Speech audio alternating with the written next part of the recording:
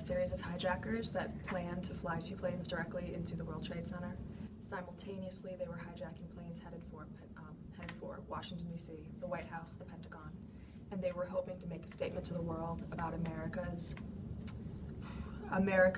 role bullying other cultures and people by taking out political target, military target, as well as the economic target in New York City. The mastermind, I would have to say, would be Osama bin Laden. It was terrorists involved, and they, bought last-minute tickets. I think they paid cash, and that should have been a red flag, but they didn't catch it, and they got on the flight at the last minute, and it was orchestrated amazingly with 4 other aircraft.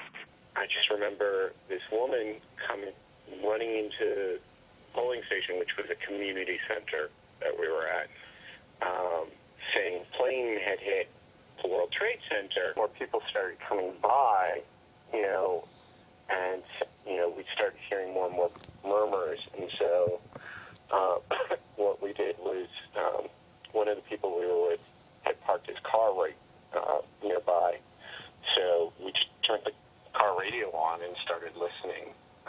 That was a little surreal, because one of the people who volunteered with me, who worked in the D.C. office with me, she actually flew into New York that morning. She was on a flight that landed at LaGuardia at 8:30 that morning.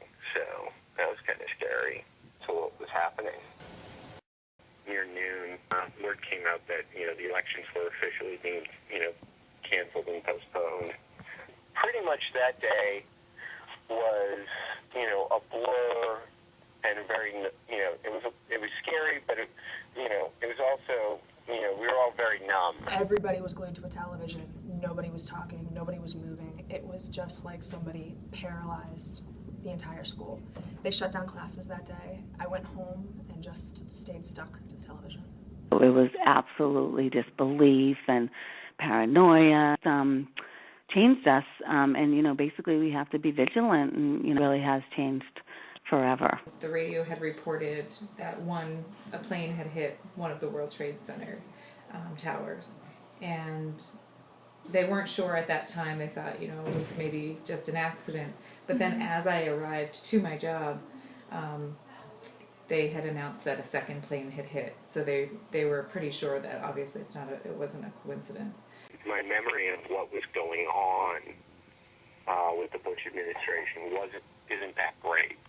I think he was pretty slow to respond. I think he made up for it very well, though, when he visited Ground Zero, and he was standing, sort of on top of that pile of stuff with the, bullhorn, and somebody screamed, "We can't hear you," and he just responded, "But I can hear you." That was when he was doing a good job. He implemented intense security measures at airports.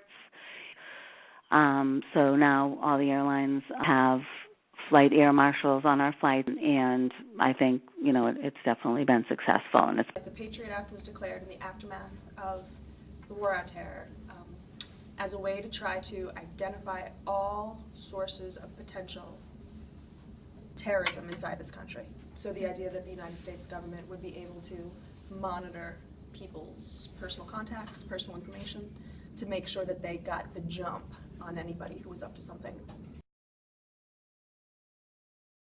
We invaded Iraq mainly because Saddam Hussein had pissed off the neoconservatives in the United States. And, those were people like Dick Cheney, who had actually worked with him. There's photos of Dick Cheney and Saddam Hussein, shaking hands and being buddy-buddy. Saddam was a dictator. He was a crazy dictator. In my opinion, no legitimate national security interest involved in going in Iraq. There were numerous economic interests that wanted access to the Iraqi oil fields, etc. And then there were the neocons who just hated Saddam and wanted him gone.